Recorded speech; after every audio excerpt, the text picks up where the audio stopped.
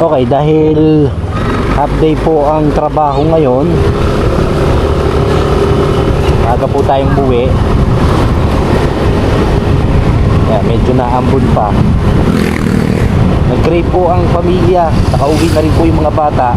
So yun, again, nag-crave po sila ng lomi. So try po natin makabili ng lomi.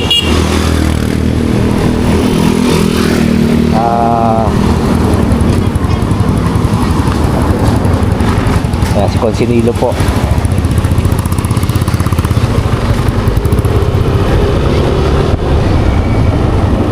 Ano muna tayo? Kapote kasi naulan.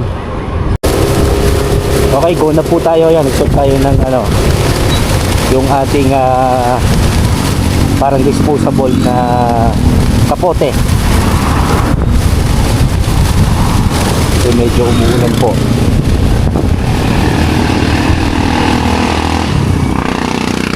Saan po tayo pupunta ngayon? San Juan ng Santo Tomas.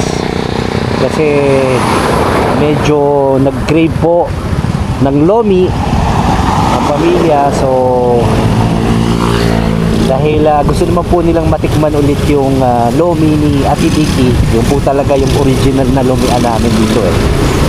Masarap, don't get me wrong, masarap din po yung sa Lycewin. Pero paminsan-minsan po dumadayo po kami doon sa San Juan or doon po kami bumibili kay Ate Vicky. Talagang yun po yung OG na lumian po dito sa part po ng aming lugar, sa Santo Tomas at mga karatig na lugar. So yun, punta po tayo doon ngayon.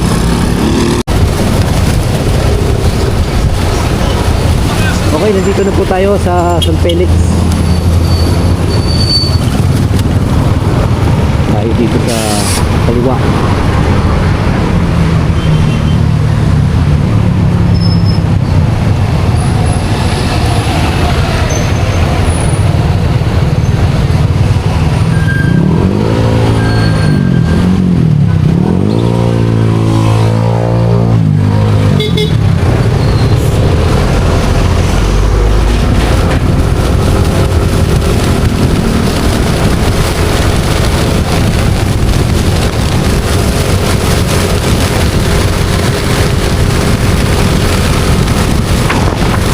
Ingay ng kapote.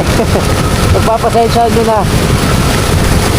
Ayan, dito po tayo sa Felix. Tapos malapit na po tayo sa ito, ano na to, San Jose na, San Jose. And then next na po natin ay San Juan na po.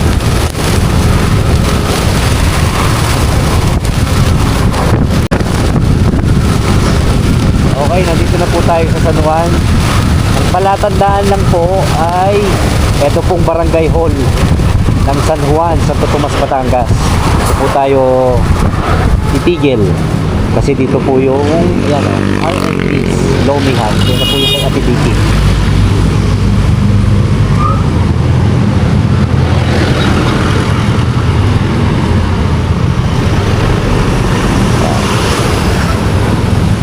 U-turn lang po tayo. Okay, ito tayo pa-park. Lang po nating haharangan yung gate at saka po pedestrian. Okay, naglit lang naman po tayo. Okay, pagdating po dito sa barangay hall ng San Juan, Santo Tomas, kaya po tayo dito. Yan, ito po yung daan. Lahat lang po tayo.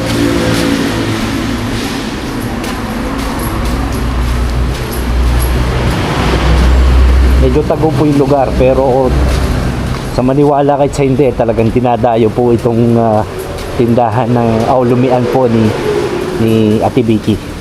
So yan.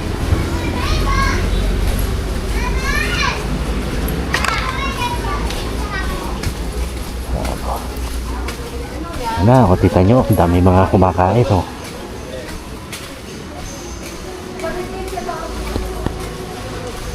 Hello mga pinsan.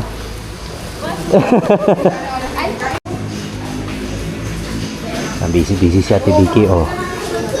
Ang bilin sa atin ay lomi at saka pansit bihon. So, ayun.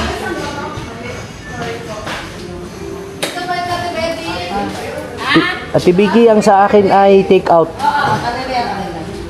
Take out po yung tigo, yung good for 3 person, yung 130. Isa lang. At saka po pansit bihon na single order lang po. Take out ka rin ha. Aha, take out po parehas. Hindi ko makita mukha mo. Si Melvin po, naka-helmet. Si Melvin. Sige. Oo nga, hindi kita mukha. Wait mo lang ha. Apo, antay ko na lang po, Ate Vicky. So, wait lang natin.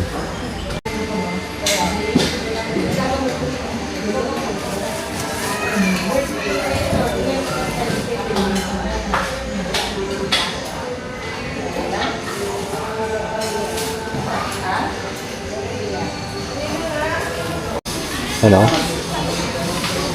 Daming meron pa doon sa baba. Sasalang na naman sila ng bago. Oh.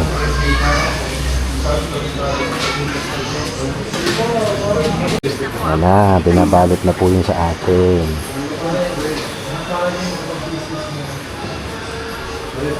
Lomi at saka pansit bihon.